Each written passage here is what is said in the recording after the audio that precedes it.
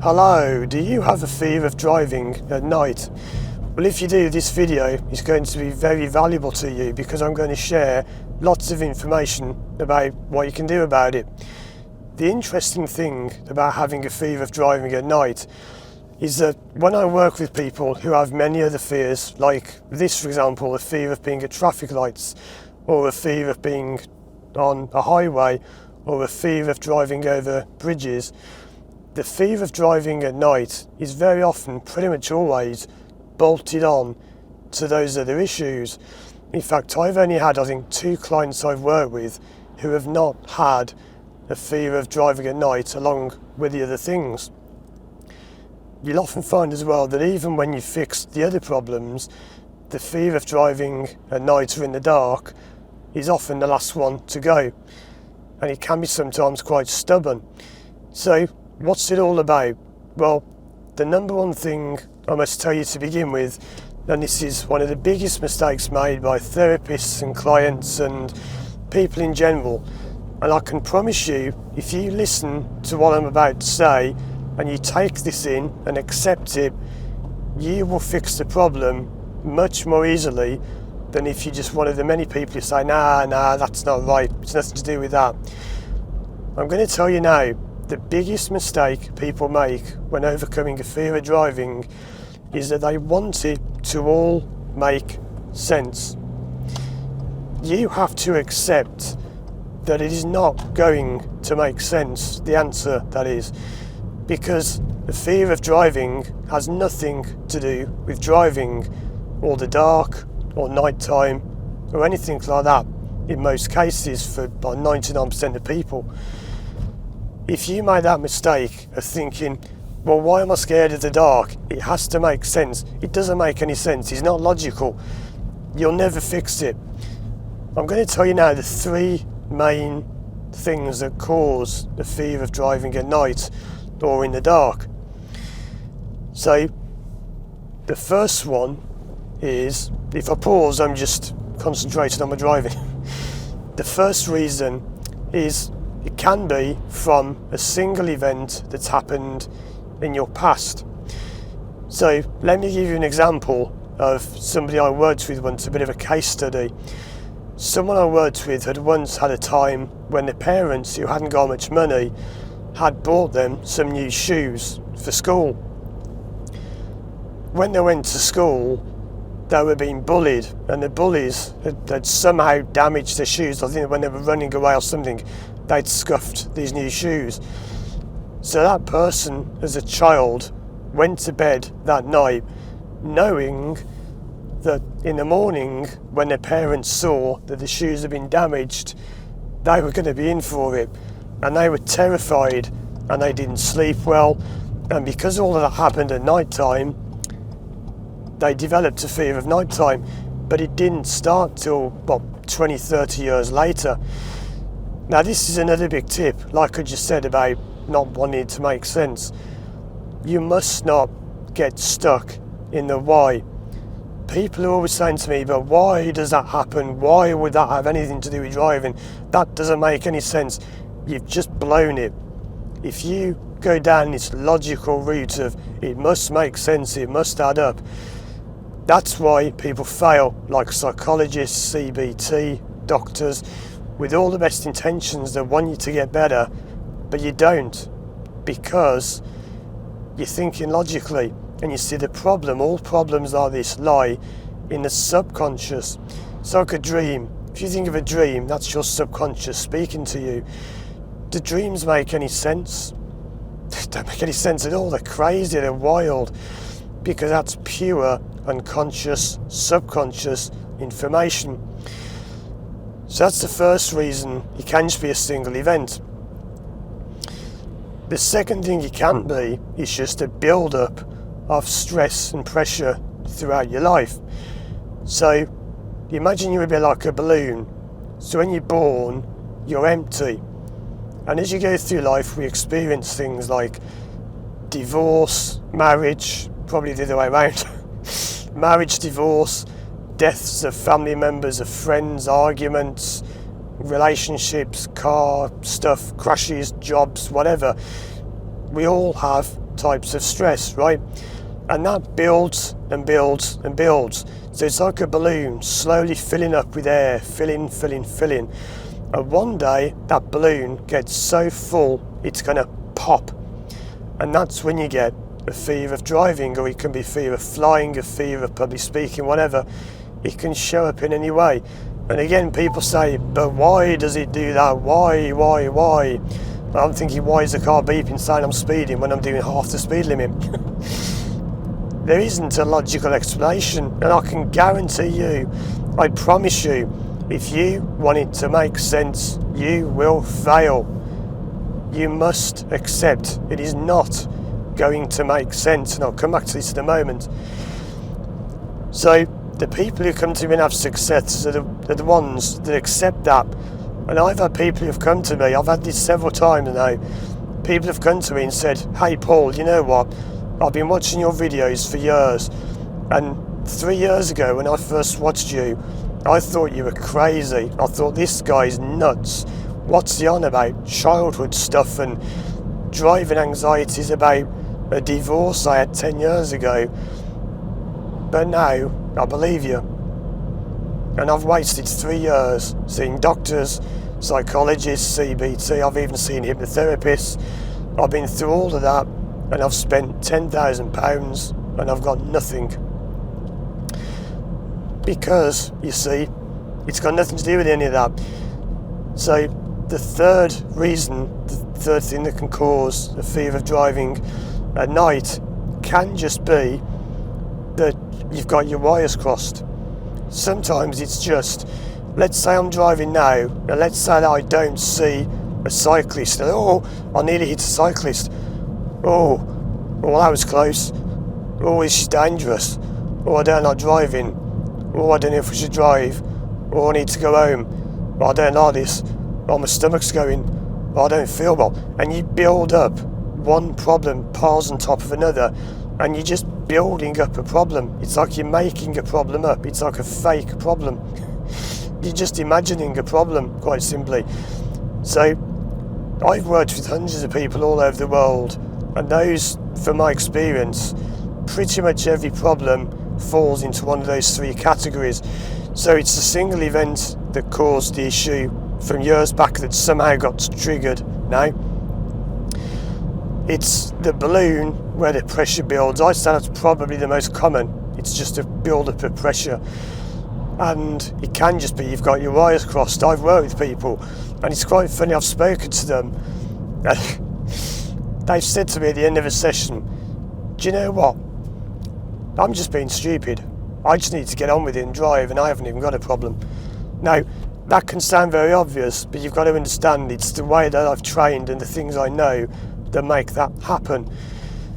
So you've got to accept that your fear of driving at night is not really a fear of driving at night. That's just when the problem is coming out.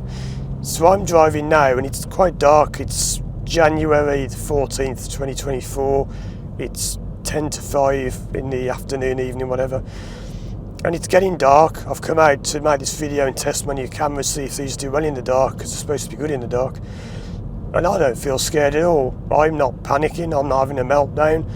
I actually think it's quite relaxing driving this time of day. It's quieter.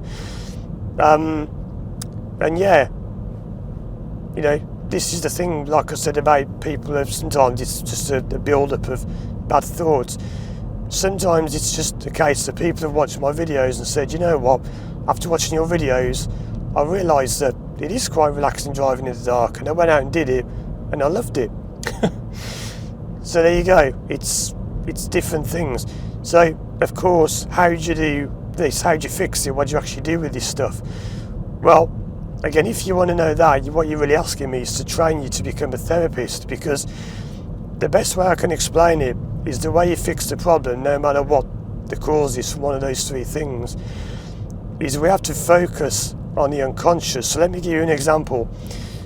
Let's say that I'm working with someone, and my job is to spot what we call unconscious events. So an unconscious event is when someone does something unconsciously, and that's sort of going into the unconscious. So for example, I might be talking to someone and they'll say to me, hey Paul, this is weird. I don't know why, but I'm just thinking of a sheep.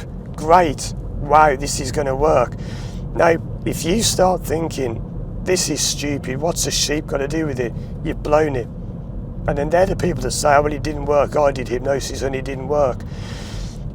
It's because you're thinking logically. My job is to hold you in that unconscious moment. So if you say I'm thinking of a sheep, I'd say, right.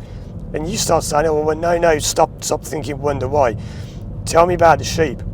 Well, it's a big sheep and it's red. It's got brown hair, but it's red.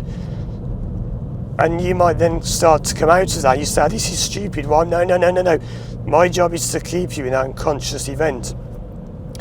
That's why hypnosis is. I'm kind of putting you, I don't like saying a trance, it is a kind of trance, but I'm not zapping you with power and taking over your mind, that's all nonsense. I'm helping you to kind of go into a living dream, a waking dream as you were. So we talk about the sheep and you say, well, this sheep is climbing a ladder now and it's washing the windows on a skyscraper. What does this have to do with anything? I have no idea. I have absolutely no idea what you're talking about.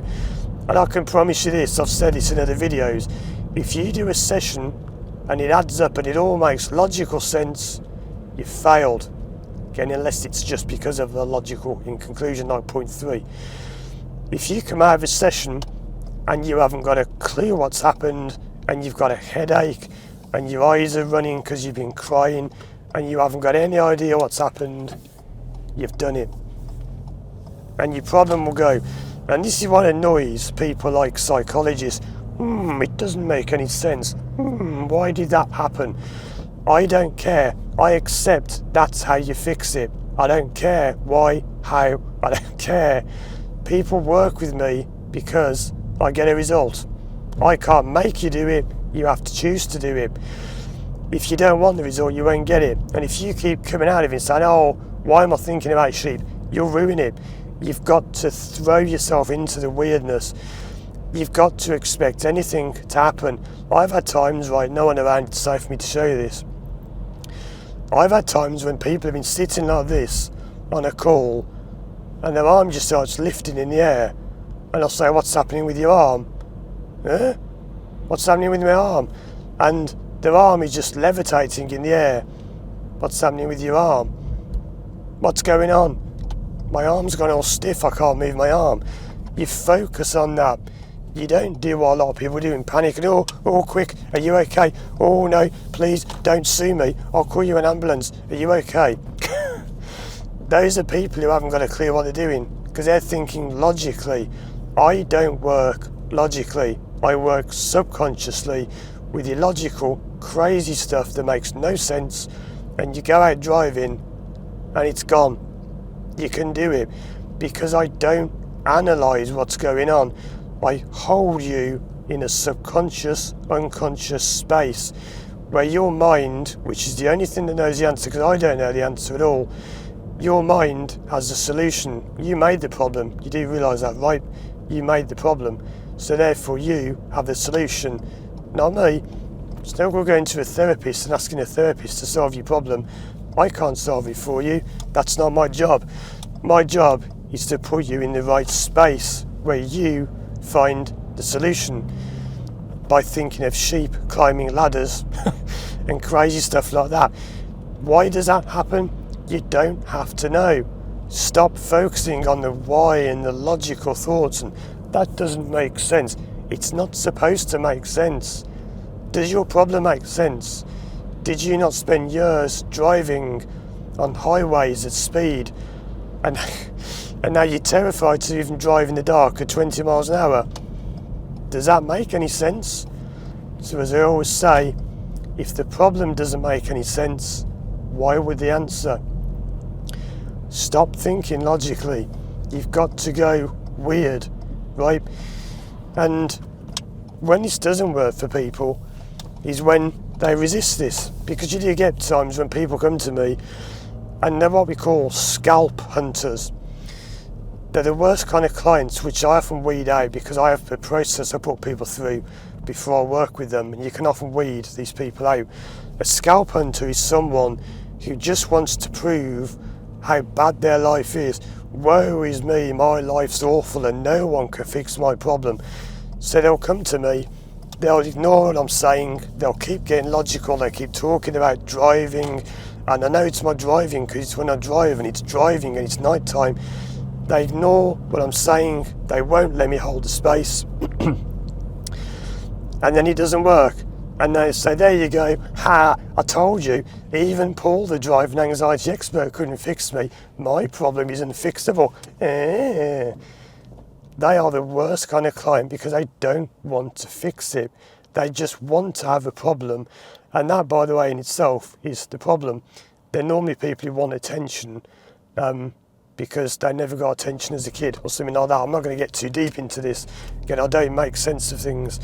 But a lot of these people who scalp hunters who just want it to fail, they just want to say, no one can fix me. My life's terrible. It's such a mess and no one can help me. There are not many of them, but you do get them. They take great delight in therapy failing to prove how bad their life is. Well, if you want to resist, it's up to you. I'm not here to force you to change. I'm not sending you hypnotic power down the camera to make you change. I don't do that. If you want to work with me and you want to get a bit weird and wacky stuff comes up, and I've experienced this myself, right? I've had sessions where, and yes, I can actually do a session on myself, by the way. I had a problem I wanted to overcome, and I thought about it. I had tears coming up. I felt terrible. I had no idea what I was crying about. Absolutely no idea what was happening. Because I have to experience this so I know what it's like for my clients. And the problem the next day had gone. What was that about? I have no idea what I was crying about. I'll tell you this full story one day if you want to know. I've been through loads of therapy. I've had dozens of therapy sessions. And I know what it's like. You have to go through yourself because some therapists have never been through therapy. I've been through, 2 years of therapy. And yeah, this video is going to be quite long, but I hope I've given you a lot of hope and information. Please don't look for these gimmicky videos like top 5 tips to get rid of your anxiety. It doesn't work because you've got to understand your problem is unique to you. So there's no point watching top 5 tip videos for other people when everyone's got a unique reason. But I can promise you, if you find what the problem really is at the root of it all, you don't have to have a memory come up. You don't have to have this single memory of, oh, when I was a kid this happened and blah blah. You don't have to, but sometimes that can happen. But if you focus on finding what it truly is and stop questioning it, that's the key thing, the diamond, the gem to take away from this video. Stop questioning why this, why that, how does it work? Who cares? Here's a deal which I often say to my clients. If we can get rid of your problem, but I can't explain how we did it, would you rather have that, or would you rather me explain in great detail exactly how you got it, why you've got it, but it doesn't go? Which of those two would you prefer? And everybody has always said, I don't care what happened, I don't care why. Let's just get rid of it. Check out these other videos of mine on screen now if you want more help with your driving anxiety. And if you'd like to contact me and work with me one-to-one online from anywhere in the world, you can contact me through my website, firstdrive.com. Thanks for watching, and as always, I'll see you again soon for more videos.